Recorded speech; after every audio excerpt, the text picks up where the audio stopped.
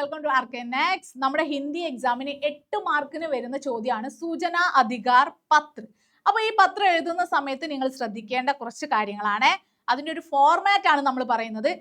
10 റുപ്പിയെ എന്നൊരു സ്റ്റാമ്പ് നമ്മൾ റൈറ്റ് സൈഡിലായിട്ട് കൊടുക്കണം. അതുകൂടാതെ സേവാമേ സേവാമേ എന്ന് പറഞ്ഞിട്ട് നമ്മൾ ഏത് അധികാരിക്കാണോ ഏത് ഡിപ്പാർട്ട്മെന്റിലേക്കാണോ നമ്മൾ ലെറ്റർ അയക്കുന്നത് ആ അഡ്രസ്സാണ് നമ്മൾ ഇവിടെ എഴുതേണ്ടത്. പിന്നെ രണ്ടാമതായിട്ട് ഇനി നമുക്ക് വരുന്നത് ഈ 5 പോയിന്റ്സ് ആയിട്ട് തന്നെ നിങ്ങൾ പഠിച്ചു വെക്കുക ഓർഡറിലെ. ഒന്ന് ആവേദക നാം, അയക്കുന്ന ആളുടെ പേരാണ് ഇവിടെ ഫില്ല് ചെയ്യേണ്ടത്. അത് പലപ്പോഴും നമുക്ക് ക്വസ്റ്റ്യൻ പേപ്പറിൽ ഉണ്ടാകും, ഇല്ലെങ്കിൽ നിങ്ങൾക്ക് ഒരു പേര് എഴുതാം. അത് കൂടാതെ ടാക്ക് കാ പൂരാ പത്ത, ഈ അയക്കുന്ന ആളുടെ അഡ്രസ്സാണ് നമ്മൾ ഈ കോളത്തിൽ എഴുതേണ്ടത്. മൂന്നാമത് സൂചനാക്ക വിഷയം, ഏത് വിഷയത്തെ സംബന്ധിച്ചാണോ നമുക്ക് വിവരങ്ങൾ ആവശ്യമുള്ളത് ആ വിഷയമാണ് നമ്മൾ ഇവിടെ എഴുതേണ്ടത്.